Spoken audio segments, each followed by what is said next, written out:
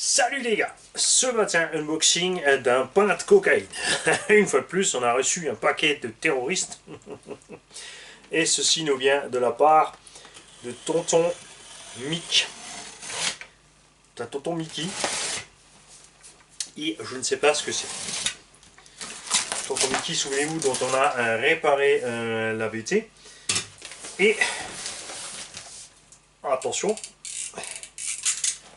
Attention. Est-ce que c'est ce que je crois? Tonton Mika, qui donc on a réparé la BT, qui a reçu aussi un SST. On a réparé nos abos. Et ceci, si c'est ce qu'il y a dans la boîte, est son FTX Vantage. Vous l'avez reconnu évidemment. Aussi des deuxièmes machin bidule. Tout ce que tu veux. Il a mis 1 kg d'emballage, mais t'es fou, il suffisait de retourner le couvercle et de scotcher le tout. Ça aurait suffi, je t'assure.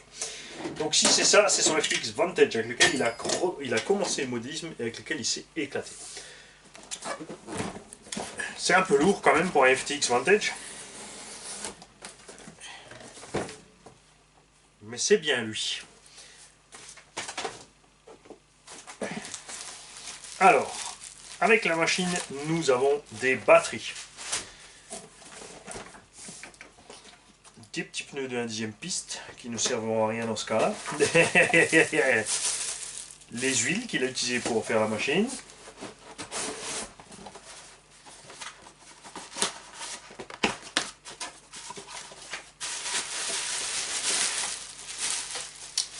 La radio de la machine.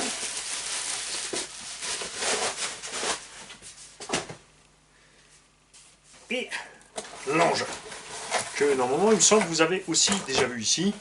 On a quelques pièces de rechange avec du slipper, des pignons et tout ça. Carte de programmation du combo.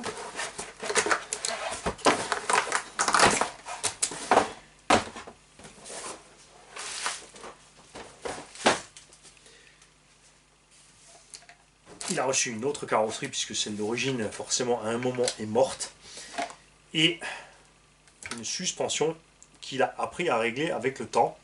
Au début, les erreurs fatales de régler trop dur, trop haut. Là, elle est superbement bien réglée. Cette FTX a le châssis alu, pas la version plastique. On est donc tranquille au niveau de la casse ici à l'avant. On a les triangles en alu aussi dessus déjà. On a, que je vous dise pas de bêtises, la couronne en ferraille. Ouais, on a bien la couronne métallique. Le moteur comme toujours qui souffre là-dessous parce qu'ils ont découpé le châssis pour que le moteur soit mieux ventilé parce que c'est des engins qui sont montés avec des moteurs relativement faibles en général pour le poids du véhicule et qui chauffent donc beaucoup. On a en plus le méga radiateur encore monté dessus, donc là niveau chauffe ça doit aller. On a un variateur T-Sky 60 A et un servo JX, c'est de l'Overkill, on a un servo de 20 kg à bord. Donc vraiment au niveau de l'équipement du véhicule, on est tranquille. C'est un cadeau qu'on a reçu de tonton Mickey. Cet engin, on va donc le checker, le nettoyer.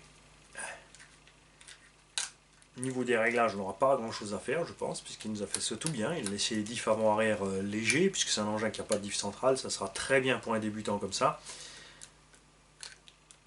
On a un léger jeu. C'est la fusée complète en alu qui bouge sur l'axe. Ça, c'est le problème quand tu mets tout alu. L'alu, ça se bouffe. C'est pas forcément toujours des alus de bonne qualité. Pas très grave pour un débutant, ça ne le dérangera pas pour rouler. Et si à l'occasion, bien sûr, on trouve une paire de fusées plastique d'origine, on remettra une paire de fusées plastique dessus. Il n'y a pas de souci. On a aussi, même l'avant, en full aluminium aussi. On a les chapes et les fusées full alu, regardez-moi ça. Il nous a tout mis. Là aussi, ça bouge dans tous les sens. N'empêche que ça roule. Et c'est tout ce qui compte. Et cet engin sera donc tombolé, les enfants, ou les adultes. Pas de raison qu'il n'y a que les petits hauts qui aient le droit de rouler avec. Alors l'aileron par contre lui ça vient de 1/8, c'est peut-être un peu mouse par rapport à la carreau. Les roues aussi me semblent, enfin l'engin me semble relativement étroit. Et je sais pas si c'est parce que c'est des roues qui n'ont pas de déport. Mais on est vraiment... ça me paraît un peu compact. On va voir ça. On a aussi, tiens d'ailleurs, on a les cales de train lui aussi. La vache, il a tout mis. Alors, en fait, il n'y a que les cellules et les tourelles qui sont restées d'origine. Il avait les tourelles carbone, mais ça craque facilement. C'est pour ça qu'il a remis les tourelles plastique. L'engin est, du coup, avec tous ces talus, super lourd. Honnêtement, pour un petit 1/10, c'est une brique. Donc on verra aussi, il faut que je vois ce qu'il y a comme dessus niveau KV du moteur. Il faut qu'on voit ce qu'il y a dessus niveau pignon moteur aussi. Pour le rapport de transmission finale, avec un poids pareil, c'est clair qu'il faudra certainement diminuer un peu la chose. Donc on ne peut que déjà remercier Tonton Mickey pour ceci. On me dit on va le préparer. Et il sera à jouer tombola.